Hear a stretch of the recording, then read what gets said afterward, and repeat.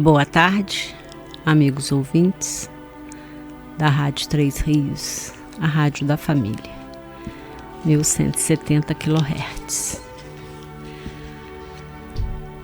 Mais uma vez aqui reunidos, numa bela tarde de sábado, vamos nos lembrar de agradecer ao nosso Pai pelas bênçãos do dia, das horas, da noite que daqui a pouco se acerca, agradecer pela semana, agradecer a todas as benesses recebidas, todas as dádivas recebidas desse nosso Deus maravilhoso que nunca nos desampara, está sempre nos enviando seus mensageiros para nos ajudar, nos aconselhar, nos acalmar. Boa tarde, então, aos nossos amigos lá da Seja,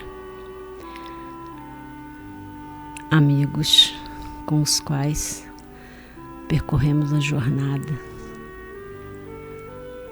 buscando na doutrina espírita, essa doutrina consoladora e maravilhosa, que nos envolve, nos consola, mitiga as dores do nosso corpo e da nossa alma. Obrigada, Senhor.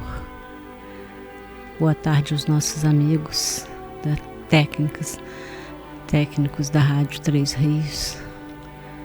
Agradecemos a eles todos em nome do Boy e do Marcinho, que eles possam ser abençoados, receber muita luz por nos ajudar a divulgar essa doutrina que é tão maravilhosa.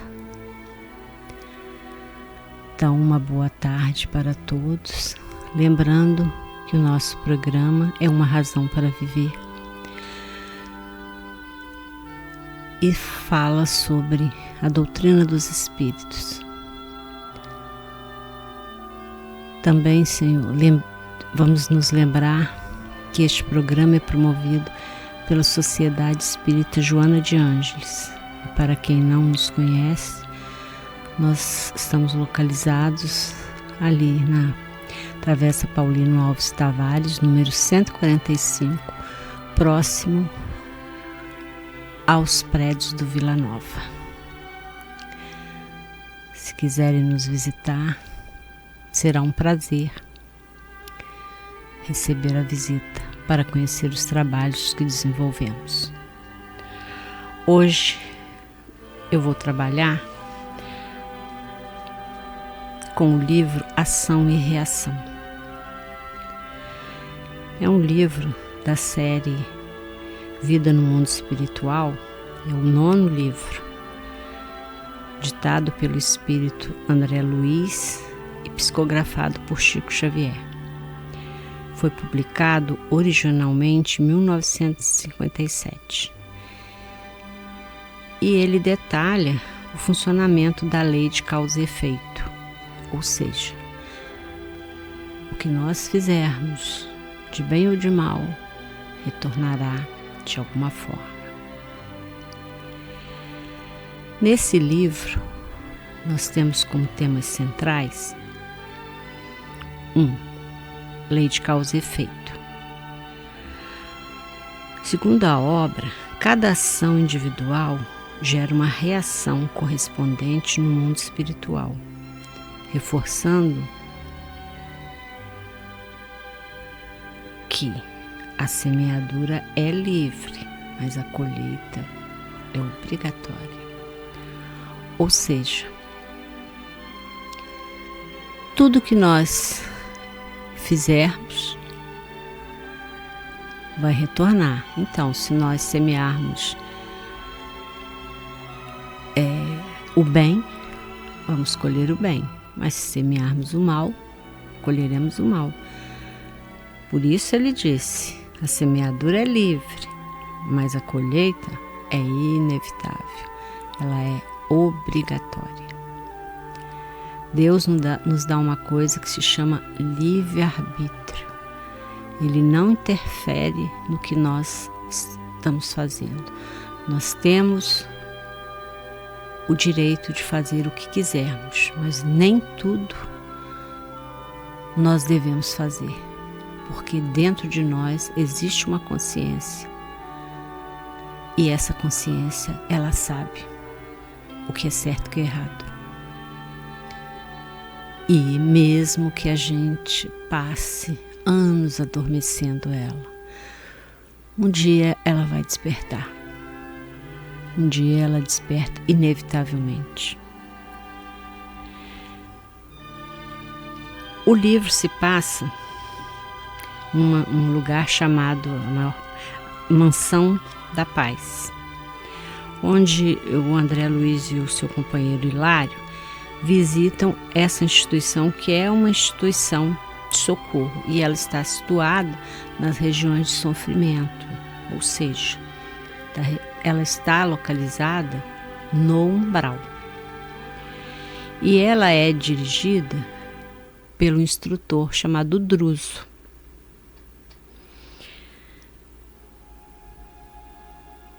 O outro tema central é sobre a justiça de Deus, a justiça divina e a reencarnação. No livro, há uma explicação que o sofrimento após a morte não é um castigo, mas um processo de reequilíbrio. Ou seja, aquele tempo que se passa, que você fica em confusão, que você fica... porque você está mudando, você está saindo de um mundo denso para um mundo um pouco mais sutil.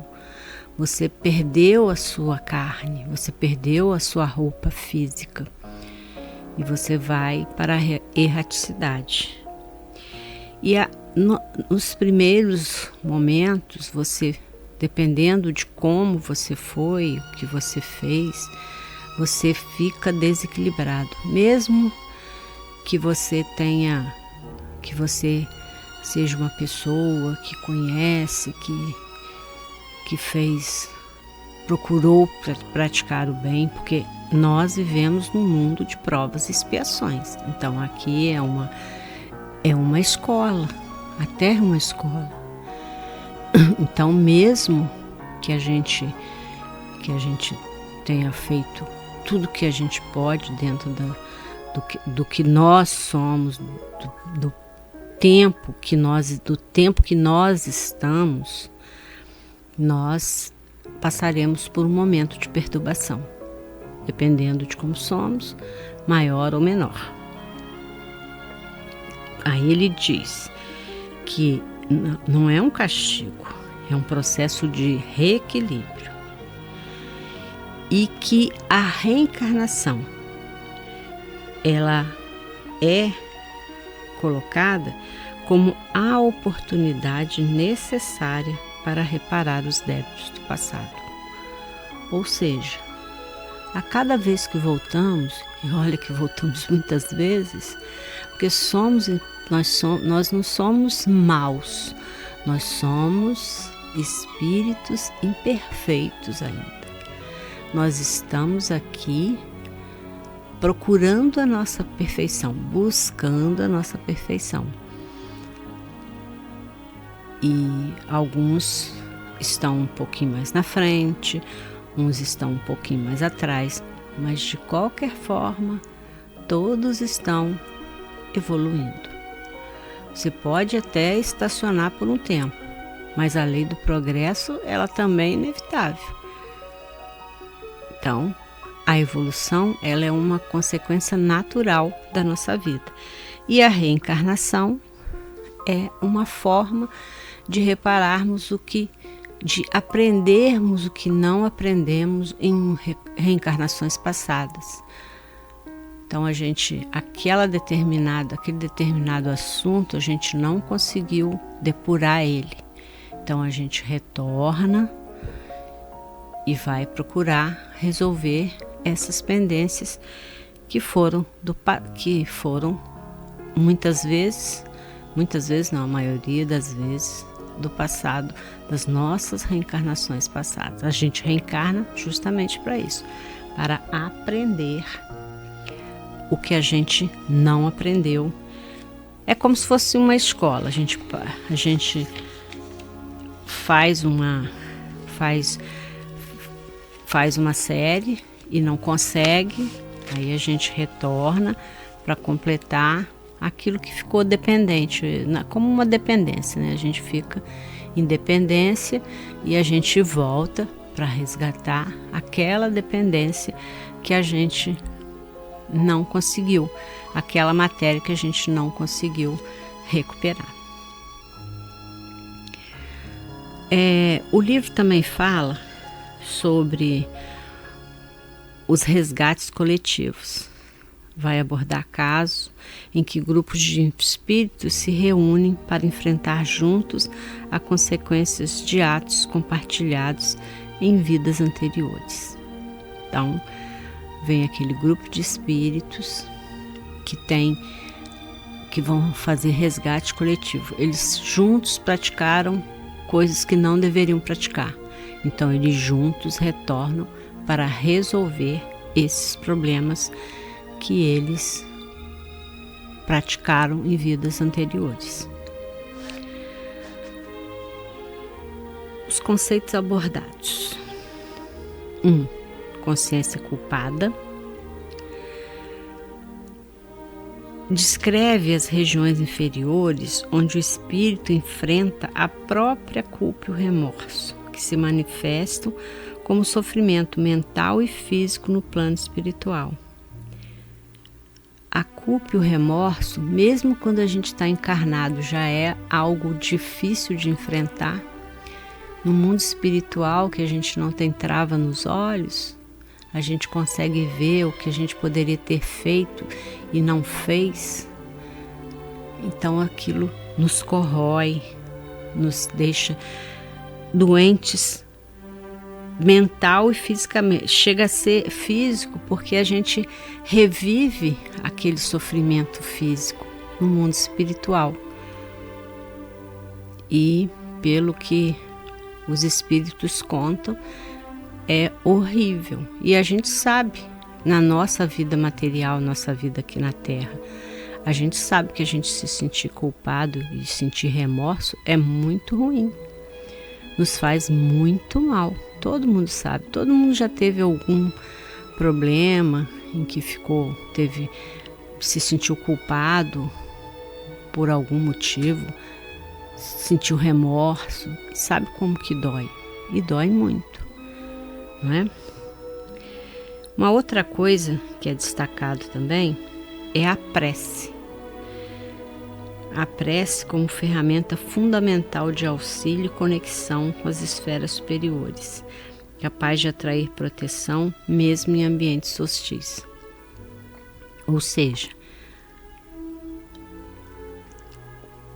nós podemos, quando estivermos em dificuldade, orar, pedindo proteção, porque essa prece ela é fundamental. Mesmo quando a gente está do outro lado, a gente pedir ao Pai e os espíritos superiores, os espíritos amigos, os bons espíritos, eles vêm em nosso socorro, vêm em nosso resgate. Então, por isso, a prece, ela nos conecta com as esferas superiores. E mesmo nos ambientes mais difíceis, ela nos dá proteção. Então vamos partir para alguns casos práticos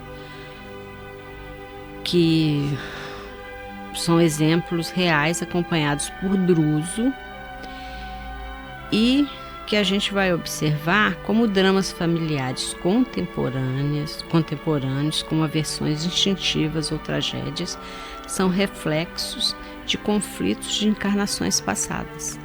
Então, todos nós sabemos que que reencarnamos sempre junto aos nossos desafetos, para que a gente possa resolver aqueles problemas. Então, muitas das vezes a gente tem aversão pelas pessoas sem saber nem porquê, porque são desafetos do nosso passado. Nós não simpatizamos com pessoas que às vezes a gente nem conhece, são apresentados a nós e a gente sente aquela vibração ruim. Muitas vezes são essas aversões instintivas ou tragédias, são esses reflexos desses conflitos que foram de reencarnações passadas, de encarnações passadas. E a gente está reencarnando agora e a gente traz aquela intuição, a gente não lembra. Deus nos dá essa bênção de não lembrarmos de nada do nosso passado. Mas nós reencarnamos justamente com os nossos desafetos. A nossa família são aquelas pessoas difíceis, aquele filho complicado, aquele esposo, aquela esposa, aquele amigo que está sempre por perto, mas que nos causa temos dificuldades de relacionamento, justamente porque tivemos relações conflituosas em outras vidas e viemos agora para procurar parar essas arestas, resolver esses problemas. Porque não adianta a gente ir adiando os problemas que a gente tem que resolver, porque eles sempre vão retornar e nós sempre retornaremos com aqueles com os quais a gente não aprendeu a amar ainda. Porque nós temos que aprender a convivência, a amar o nosso próximo, mesmo que ele nos cause problemas. A gente tem que fazer o máximo possível para termos relacionamentos saudáveis com todas as pessoas. E lógico que a gente sabe que tem pessoas que são mais difíceis. Aí a gente tem que ter jogo de cintura para lidar com essas pessoas, sem nos machucar e sem machucar a pessoa, sem causar mais conflitos, para que a gente torne a voltar e fazer esse resgate de novo, até a gente acertar. Então, esses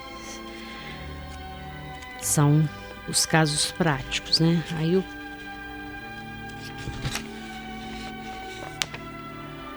primeiro deles, o André Luiz vai apresentar os casos reais que ilustram como as dívidas do passado são resgatados por meio de reencarnação e de sofrimento reparador. Então, esse primeiro caso é o drama de Ildeu, Marcela e seu grupo, Resgate Interrompido.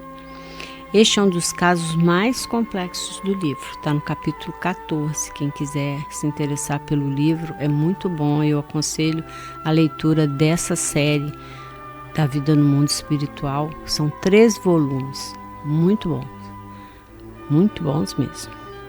Aí, no passado, Ildeu abandonou sua família e, movido por ciúmes injustificados, assassinou o novo companheiro de sua ex-esposa. Então, ele abandonou a família e depois, por esses ciúmes, né, ele assassinou o companheiro da esposa. E na atualidade, o que aconteceu, o que é contado no livro? O grupo reencarnou junto para o acerto de contas. Ildeu reencarnou como pai e marido, mas mantinha uma aversão instintiva pelo filho, que fora o homem que ele assassinou no passado. Ele não sabia, né, porque houve o esquecimento, mas instintivamente ele tinha aversão por pelo filho, porque o filho tinha sido o homem que ele assassinou no passado, Marcela. Aceitou reencarnar como esposa de Ildeu para ajudá-lo no resgate. Ela tinha sido, abandonada por ele, uma outra vida, e ele tinha ainda assassinado o companheiro atual dela naquela época. O conflito. Ildeu planejava assassinar Marcela novamente. Olha bem, ele ainda continuava tentando assassinar a esposa de novo, repetiu o mesmo ato, simulando um suicídio. Mas a intervenção espiritual de Silas e André Luiz tentava impedir que ele contraísse novas dívidas. E aí, assim, eles foram continuando fazendo o resgate. O ideal é que vocês leiam, para vocês terem uma... Aqui é só en passant, né? Só para vocês terem uma noção, para que vocês leiam o livro, porque os livros são muito bons. O caso número 2 é a história de Silas, o assistente da Mansão da Paz, que é o companheiro lá do André Luiz. Ele é assistente, ele que vai ajudando, vai acompanhando o André Luiz. O próprio instrutor Silas narra sua última existência para ensinar sobre a lei de causa e efeito. A ação. Silas era um médico obcecado por dinheiro e usura. Ele contribuiu indiretamente para a morte da sua madrasta Aida, ao permitir que um primo leviano a seduzisse, o que causou desgosto e a morte do seu próprio pai. No resgate planejado, ou seja, para que eles quitassem esse débito moral, o Silas e seu pai planejaram um futuro reencontro na carne. Druso, seu pai espiritual, reencarnaria primeiro, e Silas e Aida nasceriam como seus filhos, invertendo os papéis para que o amor e o cuidado familiar curassem as feridas do passado. Então, é assim que funciona a reencarnação. Voltam com papéis invertidos, de forma a recuperar aquilo que foi feito errado no passado. O outro caso é o caso de Leonel e Clarindo, os dois espíritos que se encontravam em profundo sofrimento nas regiões umbralinas, devido a crimes cometidos em conjunto. Olha bem, eles juntos cometeram vários crimes. Aí, para aliviá-los, eles recebem auxílio de Alzira, um espírito elevado que fora vítima deles. Olha bem, ela se comprometeu a ajudá-los e ela foi vítima deles. O perdão de Alzira e a sua disposição em recebê-los como filhos em uma futura encarnação exemplifica que o amor pode cobrir uma multidão de pecados, transformando o resgate doloroso em uma oportunidade de união afetuosa. Porque o amor de mãe é um amor incondicional. Então, o amor ele vai cobrir, ele pode suplantar aqueles crimes que eles cometeram contra ela, a dor de ter sido vítima deles, e com isso vai ajudá-los, né? Antes de darmos sequência, antes de irmos para o item 4, eu vou falar um pouquinho sobre a nossa casa espírita, para que vocês queiram ir lá nos visitar. A nossa casa espírita, como eu já falei, situada à Travessa Paulino Alves Pereira e número 145, Alves Tavares, número 145, e ali próximo dos prédios do Vila Nova, pertinho, perto do SEV, do Carvão Roitec, é ali pertinho. Então, nós temos os trabalhos que a gente realiza. Nós temos as nossas reuniões públicas, né, que são abertas ao público. Começa às 19h30, que tem um momento musical, e a reunião começa vai de 8 às 9. Na segunda-feira nós temos palestrantes diversos, e na quinta-feira a gente trabalha fazendo um estudo do Livro dos Espíritos. É um estudo muito bom. A gente senta, conversa sobre o livro, lê, trabalha o livro, as dúvidas são esclarecidas, né? Se tiver alguma dúvida, a gente esclarece dentro do Livro dos Espíritos. Então, esse estudo é na quinta-feira, 19h30, tanto na segunda quanto na quinta, é para um momento musical. Após esse momento, e é um momento bom, porque a gente interage com as pessoas que chegam, né? Todo mundo conversa, tem a música para elevar os nossos pensamentos a Deus. E a gente depois realiza o estudo, tanto na segunda só que na segunda são palestrantes diversos. Esta segunda-feira foi o nosso Rodrigo de Jesus. Às vezes sou eu, às vezes é a Ivone, vai depender. A gente tem uma escala que a gente vai seguindo.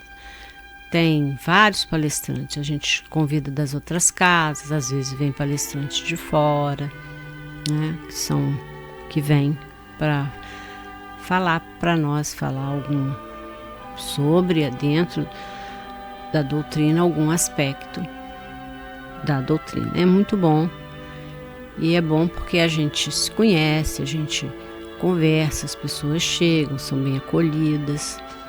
Um outro trabalho que a gente realiza é o atendimento fraterno. O que é esse atendimento fraterno? Esse atendimento fraterno é uma conversa que a gente tem, que a gente está aberto. Somos 6 atendentes e a gente abre essa conversa para que você fale sobre, às vezes está passando por uma dificuldade, está num momento difícil, um momento emocional crítico, às vezes não tem com quem falar, às vezes não consegue falar, nem com os amigos, nem com a família. Então vai lá, vai na página do Facebook da nossa instituição, peça, tem um telefone lá, peça para ser atendido. E esse atendimento é feito nas segundas e quintas-feiras.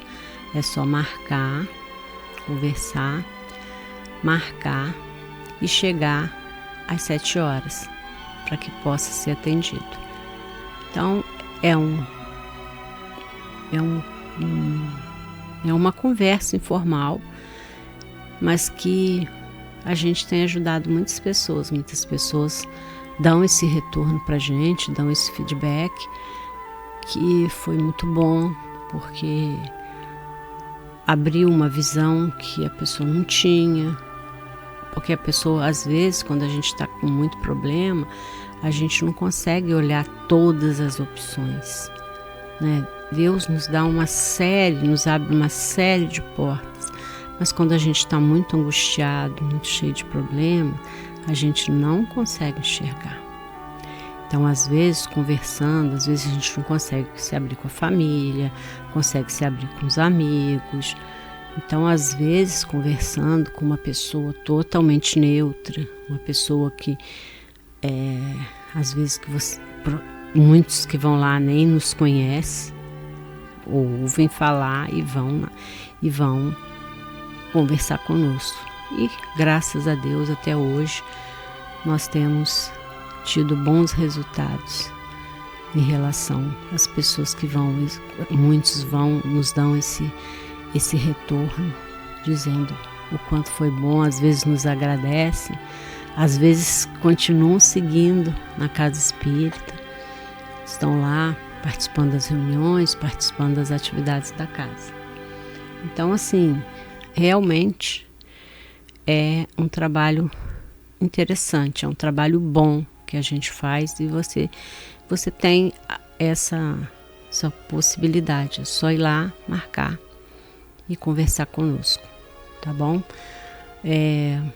Um outro aspecto que a gente faz, a gente tem uma evangelização no domingo, todo domingo, às 9h30 a gente começa, atende, são 3 salas, com crianças de 1 a 11 anos, então são 3 salas, aí tem a evangelização das crianças, e no salão a gente tem a evangelização das mães, uma palestra para as mães, que você pode assistir, também pode ir lá ajudar, se quiser, e ver como que funciona. Aí nós servimos um almoço, né? E quem quiser ir lá também para ajudar, auxiliar lá na cozinha, dar um suco para as crianças, levar ao banheiro, conversar com as crianças. Às vezes tem criança que precisa de sair da sala para conversar um pouquinho, né? Então são essas coisas, ou levar até o banheiro, né? São uma série de coisas que a pessoa pode doar seu tempo, pode ajudar, pode colaborar e vai se sentir muito bem praticando bem. Uma outra coisa que a gente faz também, então a gente faz um chá de bebê, porque a gente atende mamães carentes. Então a gente dá às vezes 10 enxovais mensalmente, e a gente faz no dia 29 de abril, a gente faz um chá de bebê, onde a gente recebe as pessoas com um chá mesmo, né? Bolo, café, chocolate, refrigerante, chá, um chá que a gente faz lá de capim-cidreira, capim-limão, que é muito bom, a gente sempre faz, colhido na nossa própria casa. Então, assim, a gente recebe doações, as pessoas vão e levam um presentinho para a gente colocar no enxovalzinho de bebê. Uma outra coisa que a gente recebe, a gente faz um bazar a cada 2 meses, ali perto da livraria espírita. A gente faz um bazar de roupas usadas, e que a gente recebe doações de roupas em bom estado, para a gente poder vender no bazar, para a gente continuar fazendo as nossas atividades, pagando internet, pagando as contas da casa, né? E comprando material para fazer os trabalhos das crianças, essas coisas que a gente sabe que uma casa precisa. E assim a gente vai caminhando, né? Realizando esses trabalhos e recebendo essas doações de roupas em bom estado, que possam nos favorecer a venda no bazar, para reverter para a nossa casa espírita, para manter a casa. E esse domingo, especificamente agora, esse domingo, dia 22, nós teremos uma quentinha fraterna. Vocês podem adquirir o ingresso, um ingresso lá na instituição, que a gente infelizmente não temos como entregar. A gente vai, a pessoa vai lá, busca a quentinha. A quentinha custa R$22 e o cardápio é arroz, feijão, macarronese, sobrecoxa assada, sobrecoxa de frango assada e farofa, e salada de alface e tomate. Lá também nós teremos guloseimas para vender, teremos mousse, pudim, bolo gelado, essas coisas que a gente vende lá na hora. Então quem quiser É só comparecer, Travessa Paulino Alves Tavares, número 145, próximo ali do SEV, próximo aos prédios do Vila Nova. Aí nós agradecemos e aguardamos a sua visita para que você vá nos visitar e conhecer nosso trabalho. Então, vamos continuar para a gente poder terminar o nosso livro.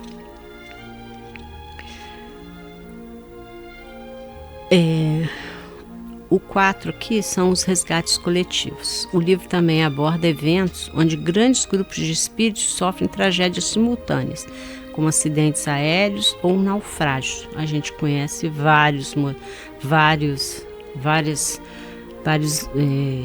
eventos, né, que culminaram em tragédias que morreram muitas pessoas. Temos aqui no Brasil o Brumadinho, temos temos terremotos, e as guerras também são tragédias coletivas, né? São eventos coletivos. O Silas explica que esses eventos não são acidentais, sob a ótica da justiça divina. São ajustes de contas para os espíritos que se uniram anteriormente na prática do mal e agora precisam passar por uma prova comum para purificar suas vibrações e retomar o caminho da evolução.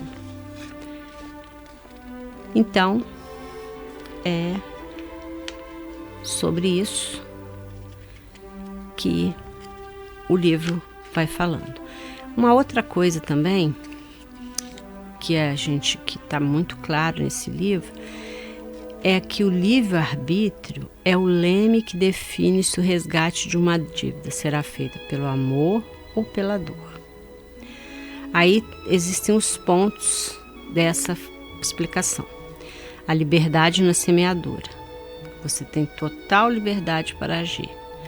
No entanto, uma vez que a ação é praticada, ela vai gerar uma onda vibratória que fica gravada na sua consciência, no seu corpo espiritual, no seu perispírito. Então, o que você fez, aquilo vai ficar guardado, já gerou uma onda. E essa onda vai ficar retida. Você pode até abafar aquilo ali, mas de alguma forma você vai ter que depurar aquilo e resgatar. Por isso, a semeadura é livre, mas a colheita é inevitável. O determinismo na colheita é relativo.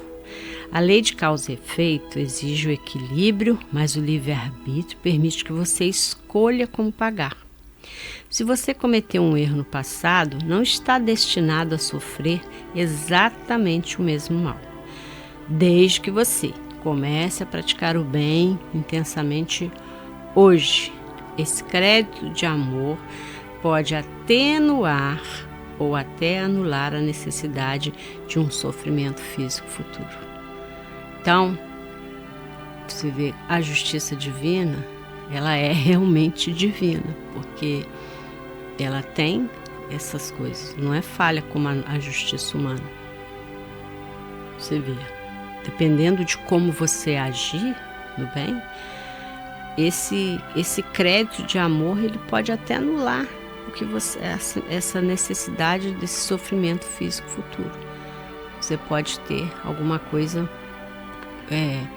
menos dramática do que você teria para sofrer, para resgatar. Porque na verdade a gente não sofre, a gente resgata o que a gente fez de errado. A gente trabalha porque o entendimento que a gente tem é que nós estamos aqui para aprender e para evoluir, nos transformando em seres melhores a cada volta, a cada retorno nosso. O Silas fala sobre a atenuação da pena, que usa e fala que o amor cobre a multidão de pecados. Um espírito que deve um braço por ter ferido alguém, mas que passa a vida usando esse braço para caridade e trabalho honesto, pode quitar sua dívida sem perder o membro, apenas enfrentando pequenos obstáculos ou dores simbólicas. Então, é aquilo. O amor, o que você faz de bem, com o amor, ele vai cobrir esses pecados, essas coisas que você praticou, né? Uma outra coisa é o risco da nova queda. O livre-arbítrio continua existindo durante o resgate. No caso de Deu, mencionado anteriormente, ele tinha a prova de conviver com desafeto.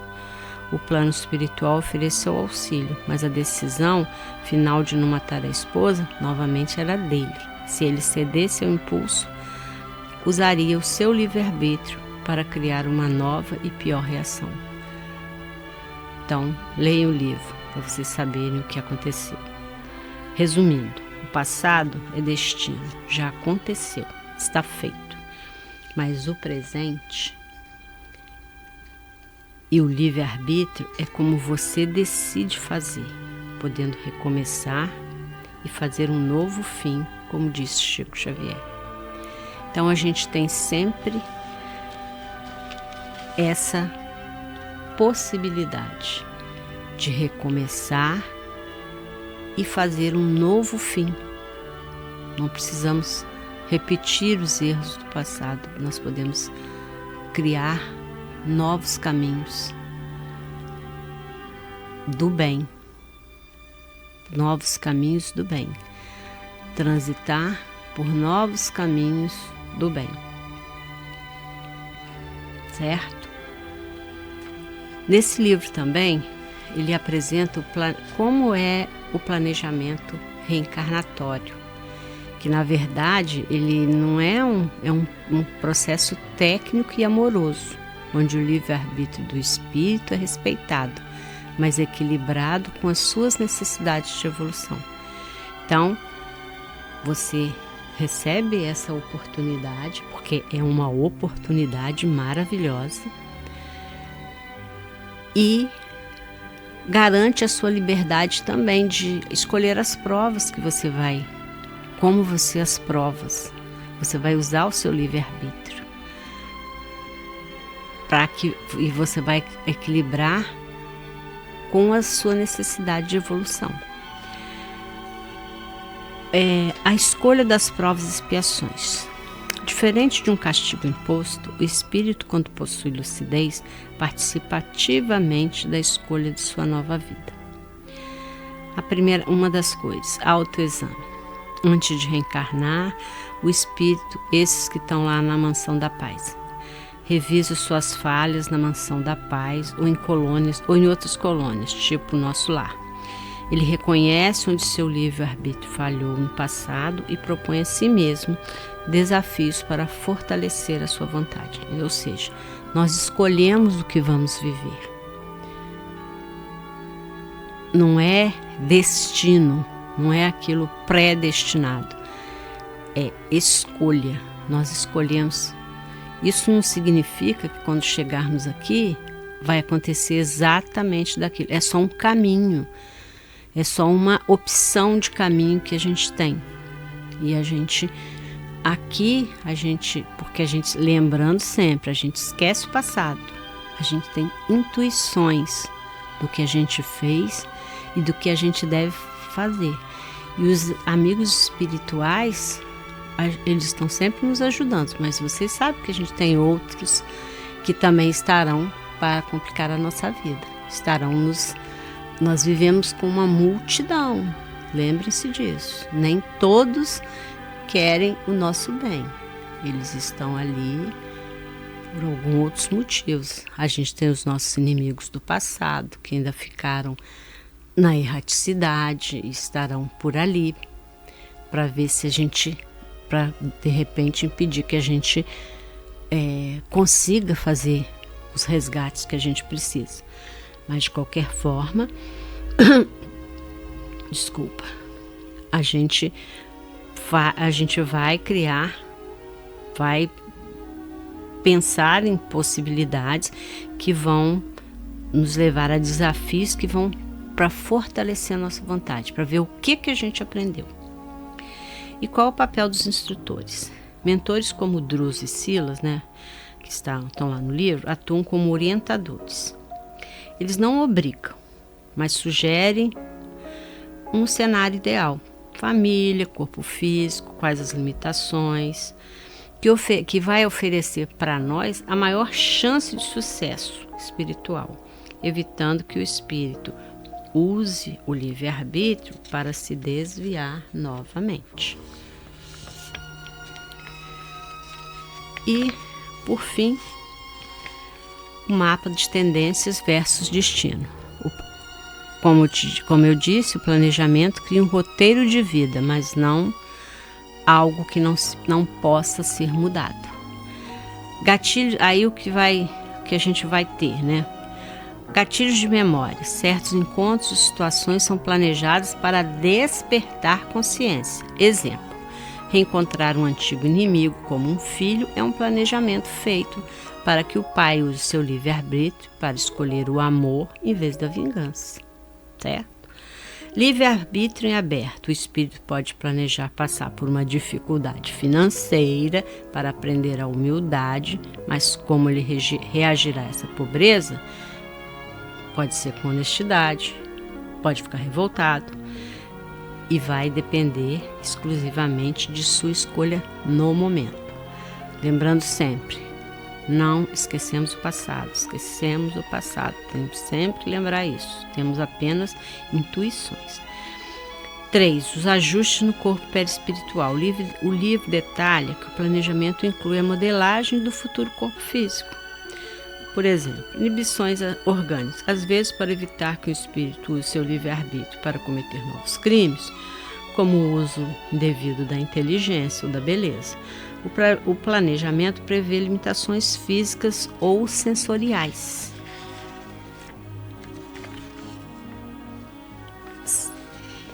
E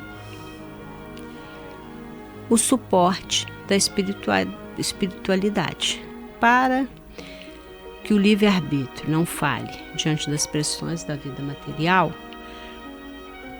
Pressentimentos ou intuição. Durante a vida, o espírito recebe auxílio invisível, as intuições, tá? Que o lembram do compromisso assumido antes de nascer. Sonhos, intuições. Esse auxílio respeita a liberdade de escolha, mas oferece a opção de um bom caminho constantemente. Para terminar, o planejamento busca transformar o determinismo do passado, a dívida que precisa ser paga, na liberdade do futuro, ou seja, a construção de um novo destino através do bem. Então, minha gente, eu agradeço muito a oportunidade que nós já estamos terminando. Desejo a vocês e a todos uma excelente tarde. Desejo aos aniversariantes desse mês e desse dia em especial um novo ano de muita paz, muita luz, muita harmonia, muita consciência do que está fazendo, e que vocês sejam muito felizes. Tenham um dia de aniversário muito feliz, muito abençoado. Tenhamos um final de semana maravilhoso, uma semana que vai abrir de paz, de fraternidade, de amor, de esperança, esse futuro que se abre para nós, que a gente às vezes acha que é difícil, mas não é. Basta que sigamos o nosso coração, as nossas intuições, que a gente vai conseguir seguir pelos caminhos certos. Então eu quero agradecer a todos, desejar uma boa tarde e até um próximo encontro, um outro sábado, para mais uma leitura edificante, uma música maravilhosa e lembrando-nos sempre que a doutrina dos Espíritos é o Consolador prometido por Jesus. E é uma doutrina consoladora, que nos remete à paz, à tranquilidade, porque a gente tem uma vida, temos várias existências e uma única vida, ou seja, somos imortais. Nosso espírito é imortal. Vamos continuar a nossa evolução até que a gente se depure e através das reencarnações, essa bênção que Deus nos dá. Sempre, sempre, sempre. Uma boa tarde e noite para todos. Que assim seja.